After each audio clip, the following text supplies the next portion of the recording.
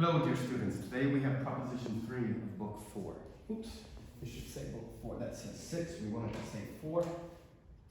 Book 4, proposition 3. To circumscribe a triangle about a given circle such that its angles are equiangular to a given triangle. Here's our circle. Here's our triangle.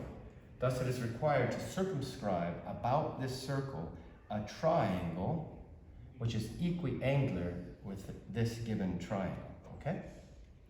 So, let's start off by extending our bases here.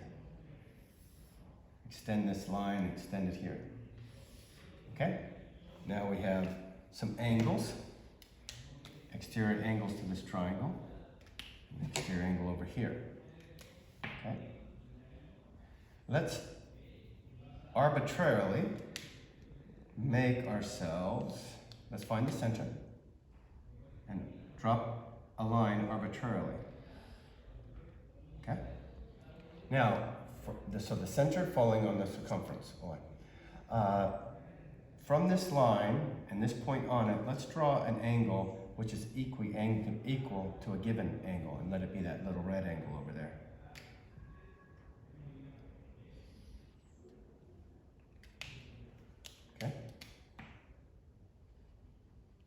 And from this line again, at this point on it, let's make an angle equal to this given angle, which is equiangular.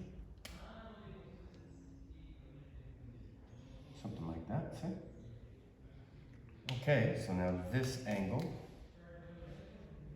equal to this angle. Great. Let's, from the points of contact, let's extend, from the point of contact, let's drop a right angle line, a line that's right angle to the radius, and another one that's at right angle to the radius, right angles.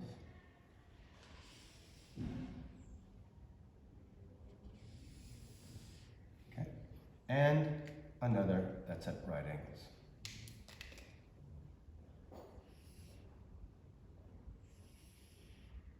Now remember,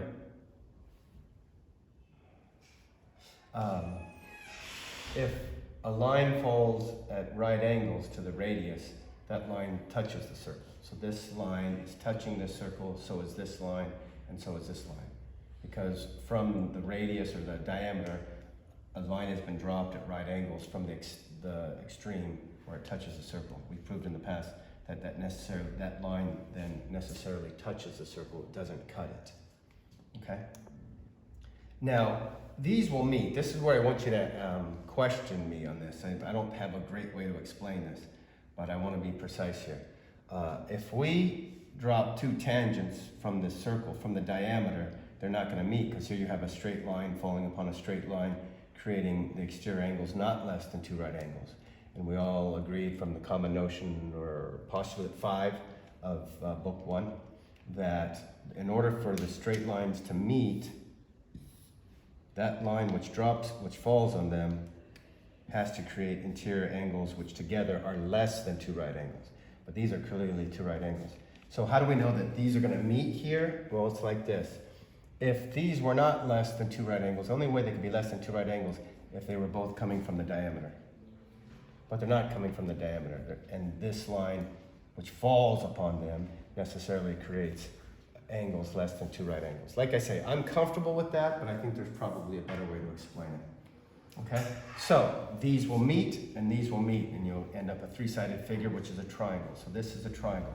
Now we have to prove that it's equiangular with this triangle. Okay? We showed that it's a triangle which touches the circle, right? We showed that each of these lines touch it.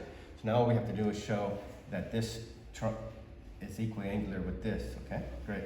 Now, this is a figure whose interior angles are equal to 4 right angles. How do we know that? Because a quadrilateral can be divided up into triangles. Say. Now we have 2 triangles, and we know that then, let's just go ahead and do that. And the interior angles of this triangle are equal to 2 right angles. We've proven that. And the interior angles of this triangle are equal to 2 right angles. Well, this triangle and this triangle are equal to this quadrilateral figure, and you would just add up these angles. These 3 angles equal to 2 right angles, plus these 3 angles, which are equal to 2 right angles, would be equal together 4 right angles. So we know then that this angle plus this angle plus this angle plus this angle are equal to 4 right angles.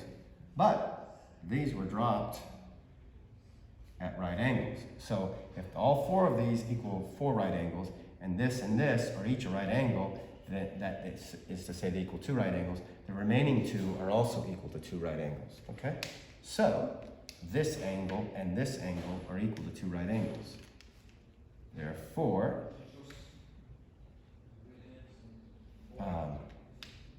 this being equal to this, and here you have a straight line falling upon a straight line, creating adjacent angles equal to 2 right angles. We prove that. So this angle plus this angle, see how the straight lines are falling upon each other, creating adjacent angles equal to 2 right angles. This little dashed blue angle plus this red angle are equal to 2 right angles. But this red angle equals this red angle. We drew it as such. Therefore, the remainder is equal to the remainder. So if the 2 are equal to 2 right angles and the 2 are equal to 2 right angles, and these 2 are equal to, let's sack each other, the equals out, the remainders will be equal, and therefore this blue angle is equal to this blue angle. Great? Same thing over here.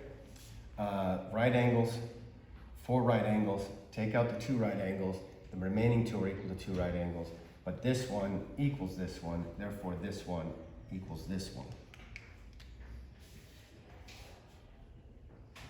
Okay? And this angle plus this angle plus this angle are equal to 2 right angles. And this angle plus this angle plus this angle equals 2 right angles. The interior angles of the triangle equal 2 right angles. But this and this are equal to this and this. So let's take out equals from equals. Therefore, the remainders are equal. Therefore, this angle here is equal to this angle here. Therefore, we have circumscribed about this circle a triangle which is equiangular with a given triangle. Quod erat faciendam. Given a circle, to circumscribe a triangle which is equiangular to a given triangle. Quod erat faciendam. Thank you. Bye.